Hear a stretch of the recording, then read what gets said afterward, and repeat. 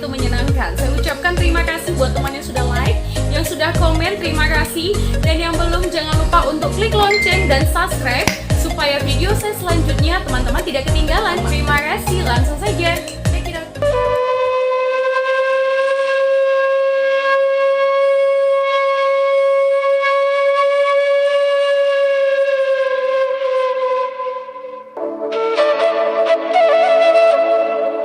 Kesaktian Ompur Raja Uti berubah wujud hingga 7 rupa. Iya teman, dalam kosmologi Batak Toba, Raja Uti dikenal sebagai sosok sakti yang perannya berfungsi sebagai pengantara manusia dengan mula jadi Nabolon atau Sang Pencipta. Pusuh Buhit sendiri oleh masyarakat Batak tradisional dianggap sebagai kiblat spiritual masyarakat Batak.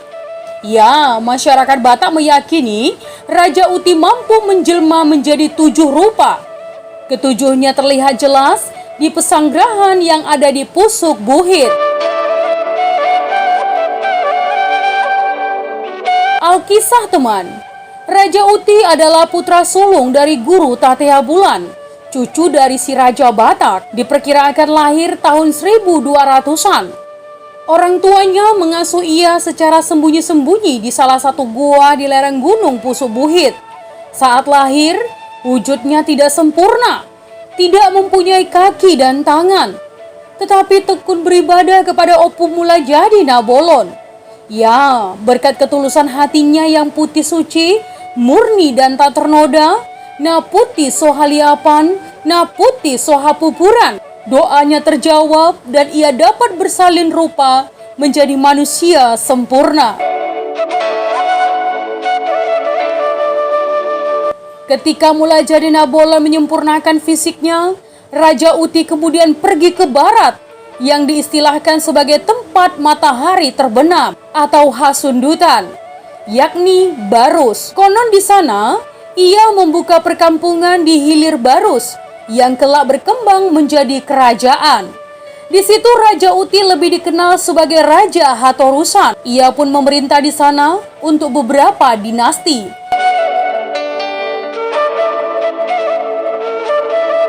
Iya teman, dikisahkan bahwa Sisingamangaraja I harus menempuh perjalanan jauh dari Bakara menuju Barus guna menemui Raja Uti yang adalah hula-hula atau tulang pamannya sendiri.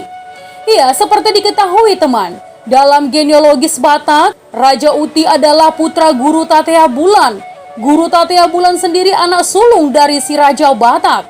Adik Guru Tatea Bulan adalah Raja Isumbaon. Karena situasi atau kebiasaan bahwa keturunan Raja Isumbaon selalu memperistri anak perempuan dari keturunan Guru Tatea Bulan. Ini mengakibatkan pihak Raja Isumbaon menjadi pihak Parboru bagi pihak Guru Tatea Bulan yang menjadi hula-hula. Dalam konsep Daliana Tolu, Parboru wajib menghormati pihak hula-hula dan biasanya selalu akan memohon berkat kepada hula-hulanya. Ya, jika hendak melakukan sesuatu pekerjaan besar. Demikian teman, kebiasaan ini diteruskan sampai pada Sisingamangaraja I yang merupakan keturunan Raja Isumbaon.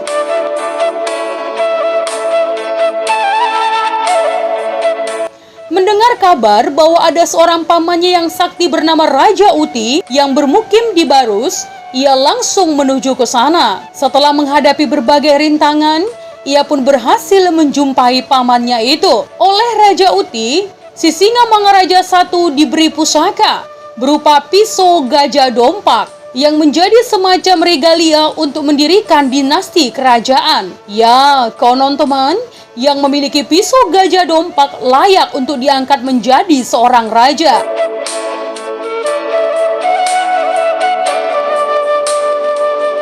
Angka 7. Ya, angka 7 adalah angka Opu Raja Uti. Dan karena kesaktiannya teman, Opu Raja Uti ini dapat berubah wujud hingga 7 rupa.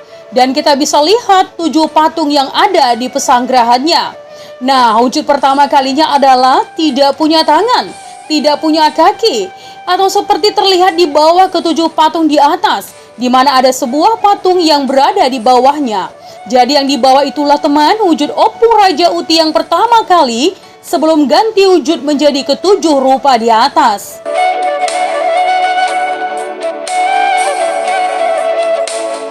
Sebagai keturunan pertama dari Opu Guru Tatea Bulan, Opu Raja Uti meminta izin kepada ibunya untuk pergi ke Pusuk Buhit demi memohon kepada Mula Jadi Nabolon agar boleh dia dijadikan menjadi raja di antara saudara-saudaranya, karena dia adalah putra yang sulung dan pertama keluar dari rahim ibunya. Jadi pantaslah dia menjadi raja. Kemudian lanjutnya, tapi apa dayaku sebagai orang tak sempurna, sebagai manusia yang selalu dianggap remeh oleh saudara-saudaraku.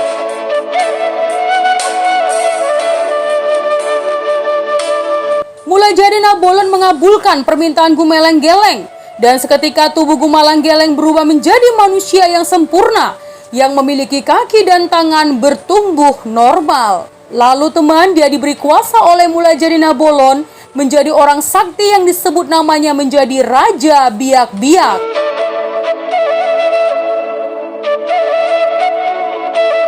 Setelah Gumelang Geleng disempurnakan menjadi perkasa sebagai Raja Biak-Biak, maka Mula Jadi Nabolon kemudian pergi ke tahtanya melalui Pusuk Buhit dan jadilah Biak-Biak menjadi Raja Pertapa Sakti.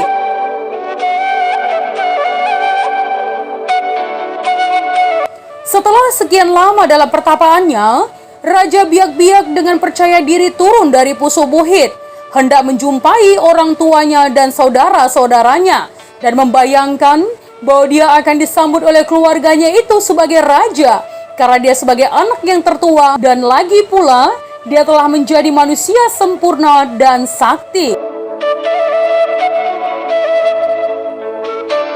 Anggapannya itu ternyata meleset teman, dan dia menjumpai keluarganya sudah berantakan, bercerai-berai. Ya, karena ulah Seribu Raja dan si Boru Pareme yang memiliki cinta terlarang. Raja Biak-Biak tidak menjumpai lagi si Boru Pareme dan juga Seribu Raja adiknya. Mereka berdua telah diusir keluar dari kampung. Ya, Raja Biak-Biak sangat kecewa bahwa keluarga keturunan ayahnya sudah berantakan dan bercerai-berai. Maka ia pun pergi ke Singkil.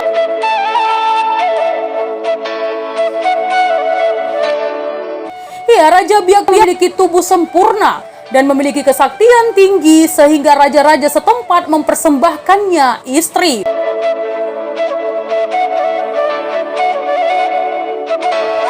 Kekuasaannya kemudian membentuk sebuah kerajaan Batak dan dia digelari sebagai Raja Uti karena memiliki uti-utian dari Mula Jadi Nabolon sebagai kesaktiannya. Kekuasaannya berkembang di Singkil teman, Kluet dan sampai ke Barus yang ramai dengan perdagangan. Para keturunannya banyak yang menguasai kerajaan laut di pesisir pantai barat Pulau Sumatera, bahkan sudah menjalin persahabatan sampai ke pesisir pantai selatan Pulau Jawa.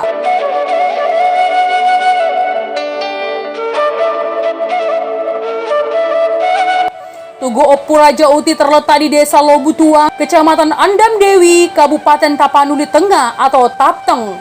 Berdiri sebuah tugu dari sosok seorang tokoh yang ternama atas kesaktiannya, yaitu Raja Uti.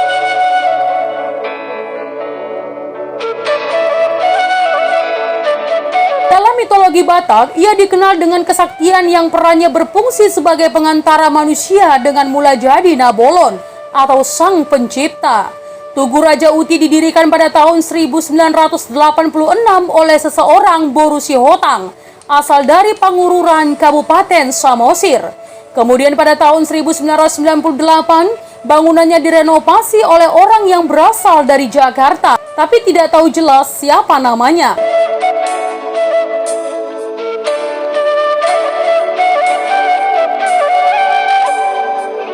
Berikut penjelasan nama dan gelar masing-masing untuk 7 wujud Opu Raja Uti. Yang pertama, Raja Gumelang Geleng ketika lahir tidak berkaki dan tidak bertangan.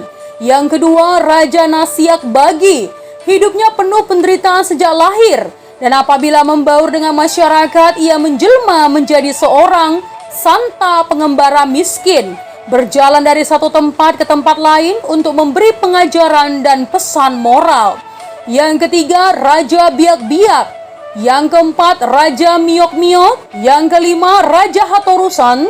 sebagai hatorusan patik dohot uhum, sebagai utusan yang membawa wahyu untuk memberikan pengajaran kepada keturunan Batak di bidang hukum dan aturan yang berasal dari Opu Mula Jadi Nabolon.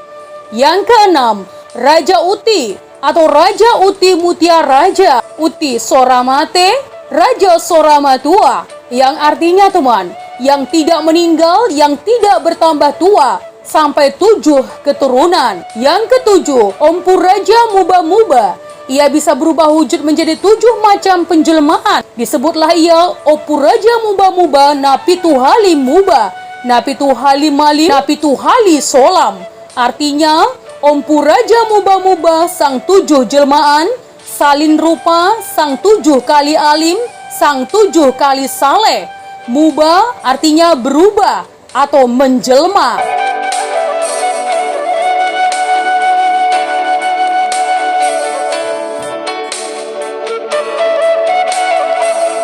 Nah teman, itu tadi adalah legenda kesaktian Ompu Raja Uti yang dapat berubah wujud hingga 7 rupa. Jika ada kesalahan dalam penyampaian, mohon dimaafkan ya teman. Untuk kritik dan saran yang membangun, langsung saja tinggalkan di kolom komentar. Menjadi bijak, menjadi cermat, itu penting. Terima kasih teman.